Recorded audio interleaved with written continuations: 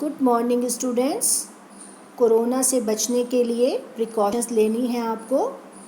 Mask पहनिए, social distancing का ध्यान रखिए और सोप से 20 मिनट्स तक फ्रीक्वेंटली हैंड्स वॉश कीजिए। आज हम अपना फर्स्ट लेसन को कंटिन्यू करते हुए संविधान के राजनीतिक दर्शन के बारे में पढ़ेंगे। संविधान का राजनीतिक दर्शन, जो कि यह फर्स्ट लेसन का ही पार्ट है।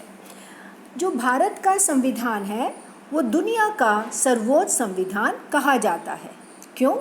क्योंकि भारतीय संविधान में लोगों के अधिकारों का ध्यान तो रखा गया है, साथ ही कोई अपने अधिकारों का दुरुपयोग ना कर सके इसका भी ध्यान रखा गया है। नागरिकों को जो भी अधिकार मिले हैं उसकी एक सीमा भी तय की गई है ताकि कोई इसका दुरुपयोग ना कर सके। तो ये खासियत है भारत के संविधान के बारे में, जिसके कारण हम इसे दुनिया का सर्वोच्च संविधान कहते हैं। लेसन का नाम है हमारा संविधान का राजनीतिक दर्शन, तो हमें इस शब्द का मतलब भी पता होना चाहिए। दर्शन शास्त्र को हम इंग्लिश में फिलॉसफी कहते हैं। ये जो वर्ड है फिलॉसफी दो शब्दों से मिलकर बना है, फिलॉस और सोफिया। फिलॉस का अर्थ होता है प्रेम और सोफिया का अर्थ है ज्ञान। मतलब फिलॉसफी का अर्थ क्या हुआ? फिलॉसफी का अर्थ हुआ ज्ञान के प्रति प्रेम या विद्या के प्रति अनुराग। मतलब हमें इतना प्रेम हो जाए कि हम उस चीज़ की, हर चीज़ का अर्थ क्यों है वो चीज़, उसको जानना चाहें। भारत में हम फिलॉसफी को दर्शन के नाम से जानते हैं और ये जो शब्द है दर्शन, इस शब्द की उत्पत्ति संस्कृत भाषा की दृश धातु से हुई है।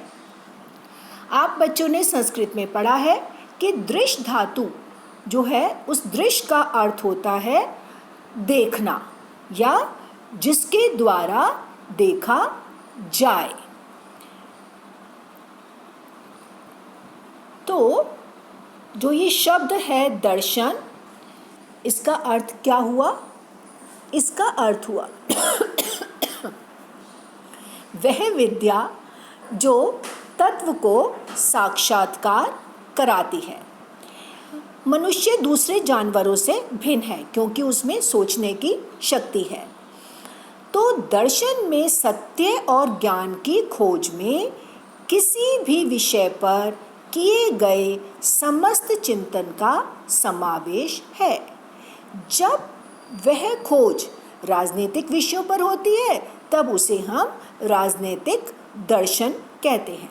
राजनीतिक दर्शन के अंतर्गत हम किन किन विषयों का अध्ययन करते हैं? हम राज्य, सरकार, राजनीति, स्वतंत्रता, न्याय, संपत्ति, अधिकारों, कानून जैसे शब्दों के बारे में चिंतन करते हैं कि ये क्या हैं, इनकी आवश्यकता क्यों है, कौन सी वस्तु सरकार को वैध बनाती है, विधि या कानून क्या है, किन अधिकारों और स्वतंत्रताओं की रक्षा करना सरकार का कर्तव्य है, किसी वैध सरकार के प्रति नागरिकों के क्या कर्तव्य हैं, संविधान के पीछे कौन से नैतिक दृष्टि काम कर रही है। और राजनीतिक दर्शन के जनक अरस्तु को कहा जाता है। अब हम बात करें कि संविधान का राजनीतिक दर्शन क्या है। संविधान के राजनीतिक दर्शन का वर्णन किसी एक शब्द में हम नहीं कर सकते हैं क्योंकि ये संविधान है उदार, लोकतांत्रिक, समतावादी, धर्मनिरपेक्ष और संघीय सामुदायिक मूल्यों के लिए खुला है। इसमें धार्मिक और भाषाई अल्पसंख्यकों की जरूरतों के प्रति संवेदनशीलता दिखाई गई है। एक आम राष्ट्रीय पहचान के निर्माण के लिए भी हमारा संविधान प्रतिबद्ध है।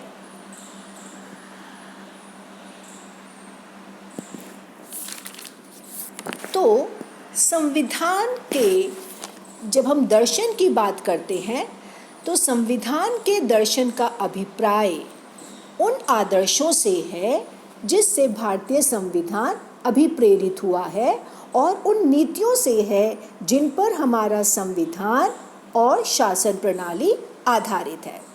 हम जानते हैं कि हमारा संविधान संविधान सभा द्वारा बनाया गया, तो संविधान सभा दृढ़तापूर्वक सत्यनिष्ठा से भारत को एक संपूर्ण प्रभु सत्ता संपन्न गणराज्य घोषित करती है और उसके भावी प्रशासन के लिए एक संविधान की रचना करने का भी वचन देती है। संविधान के उद्देश्यों को प्रकट करने हेतु प्रायः उससे पहले एक उद्देशिका, जिसे प्रीएम्बल कहते हैं, वो प्रस्तुत की जाती है। उद्देशिका एक प्रकार से संविधान का सार माना जाता है। ये संविधान के लक्ष्य को प्रकट करती है और प्रस्तावना से ही संविधान का दर्शन भी प्रकट होता है। संविधान में जो शब्दों का इस्तेमाल किया गया है, जैसे कि अधिकार, नागरिकता, अल्पसंख्यक अथवा लोकतंत्र के संभावित अर्थ के बारे में सवाल पूछें हम, ये कहता है संविधान का राजनीतिक दर्शन। कुछ लोगों का ये मानना है कि संविधान में केवल कानून होते हैं, संविधान के लिए किसी राजनीतिक दर्शन दृष्टिकोण रखने की जरूरत नहीं होती है, लेकिन ऐसा कहना गलत है। एक कानून भाषा या धर्म के आधार पर व्यक्तियों के भेदभाव को रोक सकता है। इस तरह का कानून क्यों बनाया गया? क्योंकि ये कानून समता के विचार से जुड़ा है। ये कानून इसलिए बनाया गया क्योंकि हम समानता को महत्व देते हैं। तो इस प्रकार से हम कह सकते हैं कि कानूनों और नैतिक मूल्यों के बीच में एक संबंध होता है। हमारा ये जो संविधान है, ये लोकतांत्रिक परिवर्तन लाने का एक साधन भी है। क्यों? हमारा संविधान सामाजिक परिवर्तन लाने के लिए शांतिपूर्ण लोकतांत्रिक साधन भी प्रदान करता है। संविधान सरकार बनाने के बुनियादी नियम प्रदान करता है और राज्य को निरंकुश बनने से रोकता है।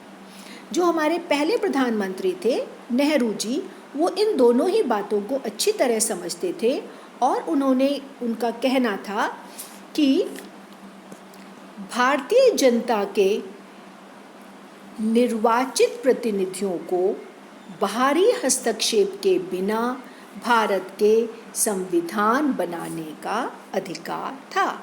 उनकी दलील ये थी कि संविधान सभा सिर्फ लोगों का एक निकाय या योग्य वकीलों का जमावड़ा भर नहीं है, बल्कि ये एक राष्ट्र है, पूरे राष्ट्र को रिप्रेजेंट करती है ये संविधान सभा।